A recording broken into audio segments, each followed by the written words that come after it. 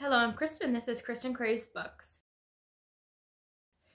So I'm here again with another most anticipated releases video, and there are so many incredible books coming out in May that I know this is going to be a long video, so I'm not going to give too in-depth a synopsis, and I'm just going to keep this moving because we'll be here for ages. And actually May 4th is a huge release day, so we'll get right to it. And the first book that I'm excited about is 10 Truths and a Dare, and this is by Ashley Elston.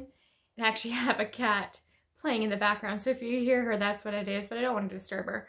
But anyways, the 10 Truths and a Dare by Ashley Elston. This is actually a companion novel to one of my favorite YA contemporary romance, one of my go-to Christmassy recommendations, and that is called 10 Blind Dates, obviously by the same author. And what I love about this book so much is the family. It's a large, extended Italian family, and my dad's side of the family is 100% Italian. They came from Italy, so I relate to a lot of this stuff. Her Nonna is exactly like my Nonna was, so there's a lot of nostalgia. For me, it's nice to be back into a family that reminds me so much of mine because both of my grandparents have passed and it's just different. So that was really, really fun. So this is following a cousin in the family. So the first book followed one of the cousins, and now this one here, I think the cousin's name, let me look it up to be sure. Her name is Olivia. So we get cameos of her cousin and her boyfriend in this, but this is following Olivia, who I think she's going to be valedictorian, but then she realizes that something happened with paperwork and she's not getting enough credits or hours, something like that. That is preventing her from graduating, so she has to join the golf team. And I think there's a bit of a hate to love relationship that develops with a member of this team, and it goes on from there. But I'm hoping that her family is very involved in this because they are the stars of these books. And then we have one that I'm a little reluctant about, but as I see early reviews coming out, I'm getting more and more confident that it's something I'm going to love, and that is Hail Mary by Andy Weir, who you probably know wrote The Martian, which I adored. I thought The Martian was hilarious, brilliant. I just thought it was really, really good. It's one of the books that really got me into sci-fi. And then his sophomore novel came out, and it's called Artemis, and that got such mixed reviews. A lot of people that I really trust really did not like it and said it's so different from The Martian, you almost want to believe it's by the same author. But Hail Mary is, a lot of people are saying it's got such similar vibes to The Martian, which just makes me so happy. That is really what I want. And this book follows Ryland, who is in a last chance mission in space, and he wakes up after many years and realizes that he's alone in this ship. Everybody else has died and he has to save Earth. So that's really all I know about it. All I need to know is that it is a space book, which I love. I love books like this, and that it's written by Andy Weir, so I have high hopes for this one. And then we have one that I feel like has been on my TBR for ages. I've been following this author for a long time and following the release of this book on Twitter, and that is The Ones We're Meant to Find, and it's by Joan He. I think this is dystopian sci-fi. We're following sisters who are separated, and one lives on an eco city and the other doesn't have any memories, and I think it's about them finding each other. It just sounds brilliant. It has one of the best covers ever, and I really like following Joan He on Twitter and seeing how excited she is about this book, and there's been a lot of early buzz for it, so really, really looking forward to that one. That is probably what I will definitely get to in May. Next is one that I've talked about before because it is one of my most anticipated YA romance of the year, and that is Excuse Me While I Ugly Cry, and that is by Joya Goffney. And I have said it before that I like books about social media, and I think what happens in here is that our main character is being blackmailed through Instagram. There's an anonymous account that's posting her journal entries. Her journal has been stolen, and then a friend of hers agrees to help her, and obviously feelings develop there, so it just sounds really sweet. There's something about this that tells me I'm gonna love it, and I do like books with social media, so that'll be interesting to see how that all plays out. And it gives me Simon versus the Homo sapien agenda vibes with the blackmailing. We'll see how that goes because that can be really hit or miss, but I do have high hopes for this one. Then we have one from an author who I've been meaning to read from for ages. I would actually like to read their previous book first. They do have it on audiobook, but the one that's coming out May 4th is called Sorrowland by River Solomon, and I have The Deep by them that I really, really want to get to, and I've heard incredible things about. And I know that Sorrowland is a horror, but I think it has a lot of commentary on humanity, the state of the world, things like that.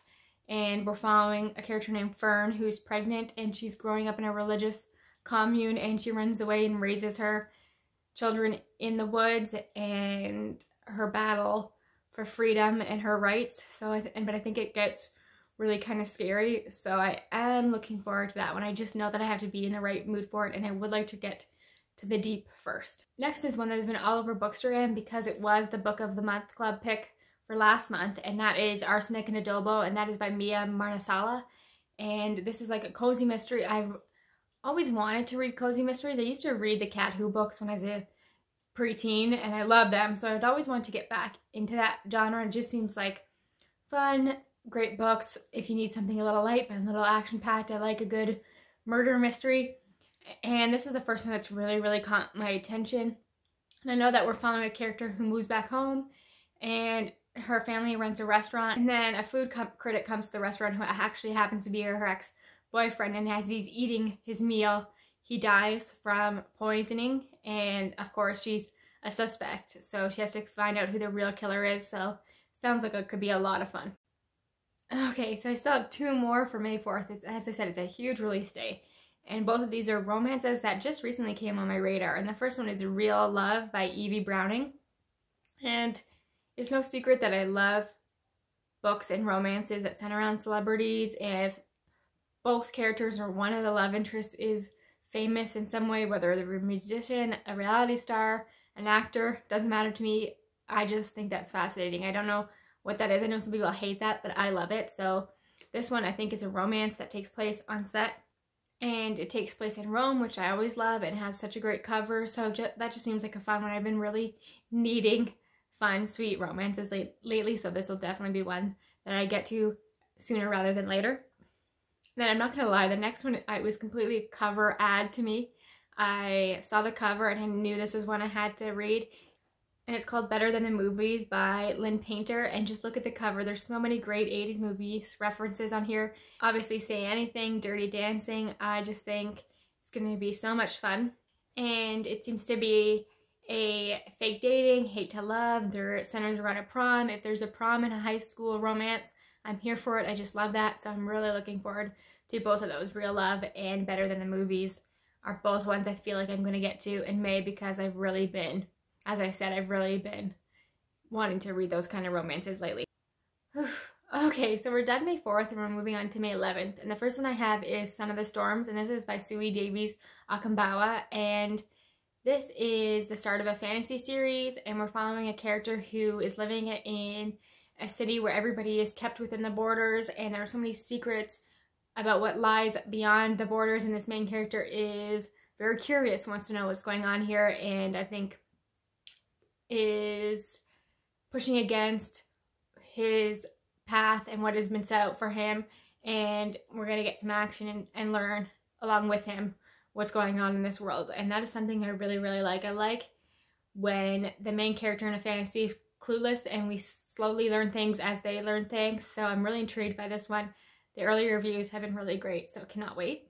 Now, I have read a lot of World War II fiction in my time, to the point that it's kind of exhausting for me. I find that it is hard to do it in a way that is unique, but I am still drawn to it when I feel like it's being told from a unique perspective and something I haven't read about before.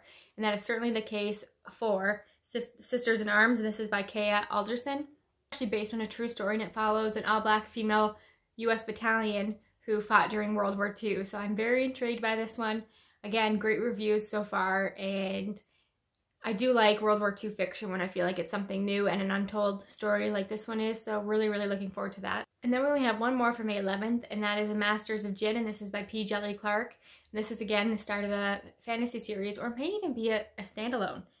Let me check. It is actually, yes, it's a standalone, so that's always interesting because my previous video I talked about how many series I'm in the middle of, so it's nice to have a standalone fantasy sci-fi once in a while. And I know that this one is sapphic, and there's some alchemy in here and some enchantment and a murder mystery, and our main character Fatima is trying to unveil an imposter within this world, so it's really intriguing.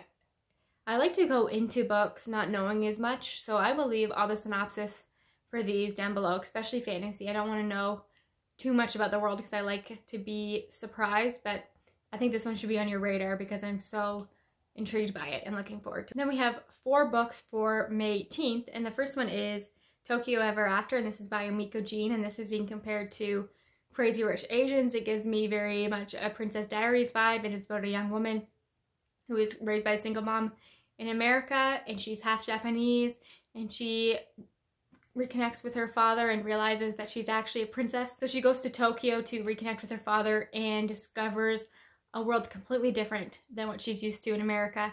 And she develops a romance over there, but she's torn. She wants to be back with her mother, and this is not the kind of world that she's used to. So it very much has that Princess Diaries vibe to it, and it sounds like it's going to be really, really a fun one. We have another one of my most anticipated YA romance of the year, and it's May the Best Man Win, and this is by J.R. Eller.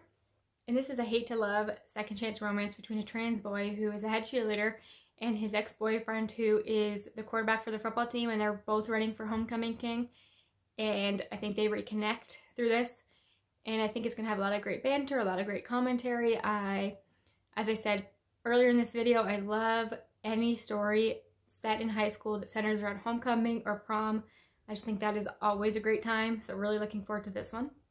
And then the next one, I'm not sure if I will actually read. It really will depend on what other people think about it, but I'm intrigued enough to include it on this list. And that is the Anthropocene Reviewed by John Green. This is a collection of essays from John Green. I don't think he's ever written nonfiction before. I used to love John Green, but I think a lot of us have kind of moved away from that kind of story, but I am very curious to see what he does with nonfiction. I don't know what the Anthropocene is. I don't know anything about this. I don't follow his podcasts, but just the fact that it's John Green reading nonfiction intrigues me enough. I even read the synopsis. Not quite sure what's going on here, so it's definitely one I will have to wait for other people to read before I decide to pick it up, but I thought I'd mention it, put it on your radar in case you didn't know and you love John Green or you're curious about this like I am. And then we have one that I think lots of us will be reading because there's something so fun about Christina Lauren's books. You always know what you get when you're going to pick them up. And they have one coming out in May, and it's called The Soulmate Equation. And I think the premise of it has a potential to become my favorite Christina Lauren because their books are very hit and miss for me, but this one sounds really good. And we're following a woman who is a single mom, and she decides to join a dating service where they take your DNA and they match you up with your perfect mate. And she's very into stats, she's very into data, so this is perfect for her. And she actually gets a world record percentage rate match with somebody on the website. It's a 99.8% perfect match or something like that. And it's actually the founder of this website, somebody she already knows, somebody she cannot stand, but the company convinces her to pretend to be with him because it's great PR for them, and she needs the money. And obviously sparks fly and things happen from there, but I'm so intrigued by this one. It does sound really fun. And then I only have one more book, and it comes out May 25th, and I would like to get to this author's debut before I get to this one. This is Hani and Ishu's Guide to Fake Dating, and this is by Adiba Jagadar, and her first book was The Henna Wars, and I heard that was incredible, so I would love to get to this one, that one before this one. But I don't know too much about this book, but fake dating is in the title. I've said this many times, but fake dating is my favorite romance trope, so that's all I need to know. I'm sold. But from what I have heard about it, we're following a young woman who comes out as bi, and the people around her kind of invalidate her, say you haven't dated a girl, so you're not bi. And she decides to have a fake dating relationship with Ishu, somebody who she does not like, but she thinks that this helped validate her sexuality to her friends, which awful friends.